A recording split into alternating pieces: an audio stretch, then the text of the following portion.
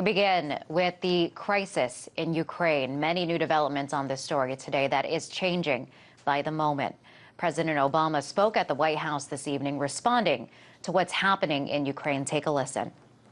I also commend the Ukrainian government's restraint and its commitment to uphold its international obligations. We will continue to coordinate closely with our European allies. We will continue to communicate directly with the Russian government, and we will continue to keep all of you in the press corps and the American people informed as events develop. The president expressed concern about Russia taking military action against Ukraine, specifically in Crimea, where there's a significant portion of the population that identifies with Russia. To discuss this more, I'm joined now by Brian Becker, National Coordinator at the Answer Coalition. Hello, Mr. Becker. Hello. So I want to start off, one thing that the president made clear in his speech today is that there's going to be consequences toward Russia if they intervene further militarily. I want to take a listen to this part of the president's speech. Any violation of Ukraine's sovereignty and territorial integrity would be deeply destabilizing, which is not in the interest of Ukraine, Russia, or Europe. It would represent a profound interference in matters that must be determined by the Ukrainian people. It would be a clear violation of Russia's commitment to respect the independence and sovereignty and borders of Ukraine and of international laws. And just days after the world came to Russia for the Olympic Games, it would invite the condemnation of nations around the world. And indeed, the United States will stand with the international community in affirming that there will be costs for any military intervention in Ukraine. There would be costs, he just said. Kind of begs the question, what exactly is he referring to? What kind of costs are we talking? Well, you know, I think President Obama's speech was a vivid demonstration of unrestrained arrogance. I actually expected a booming voice to come out at the end and say, "The empire has spoken. President Putin and all other political leaders within earshot bow, genuflect, and do as instructed on the Ukraine." And for President Obama to say it would be a profound interference in Ukraine's internal affairs for Russia to do anything in the Crimea is so hypocritical when you think that the United States and the EU leaders, particularly Germany, have interfered over and over and over again into the internal affairs of the Ukraine, promoting a coup d'etat which led to the ouster of the current government and the seizure of power by a semi-fascist government led by or installed in power by a rump session of parliament. The United States and the EU are so arrogant, and Obama is telling Russia now. Now, remember, Germany invaded the Ukraine in 1918. They invaded again in 1941 with Hitler, who sent 80% of his divisions.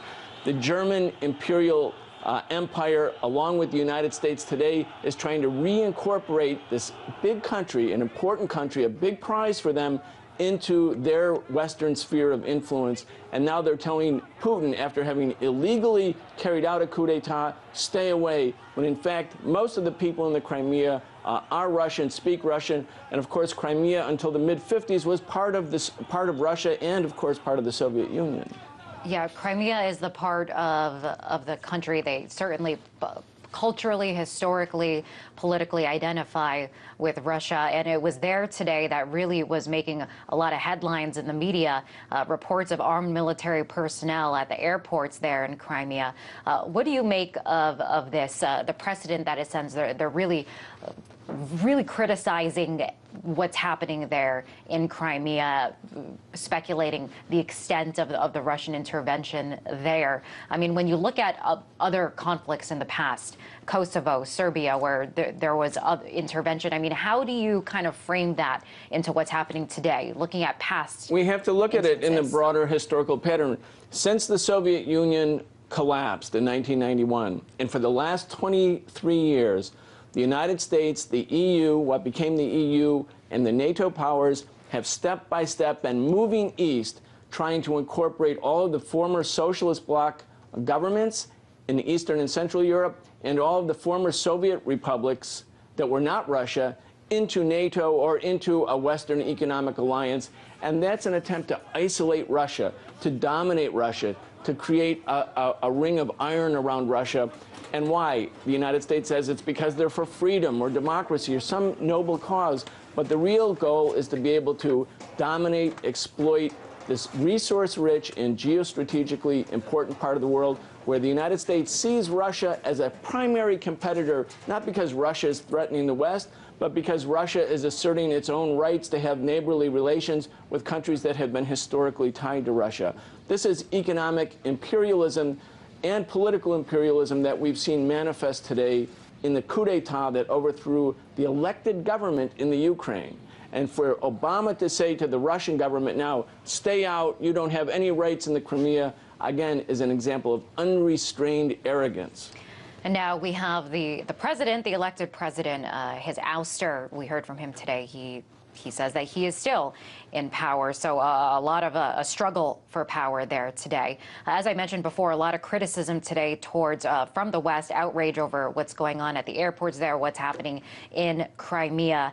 But we heard from the Russian ambassador to the UN today, and he spoke about the military movement in Crimea.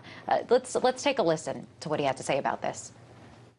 Well, of course, as you know, we have an agreement with Ukraine on the presence of the Russian Black Sea Fleet with a base in Sebastopol, and we are acting within the framework of that agreement. I understand that my Ukrainian colleague tried to distance himself from this definition of aggression. If, in fact, he were to use that definition, that would, of course, be completely unacceptable.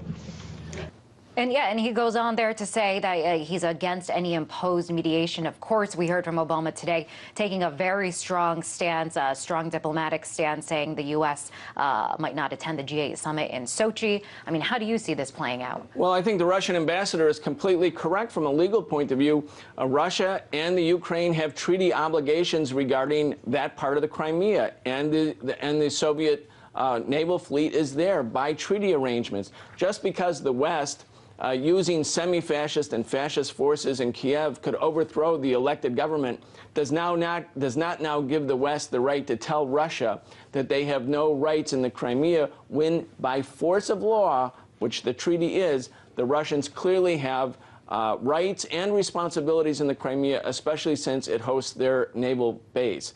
Now, it shows that the law is on the side of Russia right now, international law, but law doesn't matter. This is an expression of power, economic and military power by the most powerful Western countries, NATO and the United States in particular, against Russia, hoping that the Russian government gives up its rights or acquiesces out of fear. I don't think they'll do that.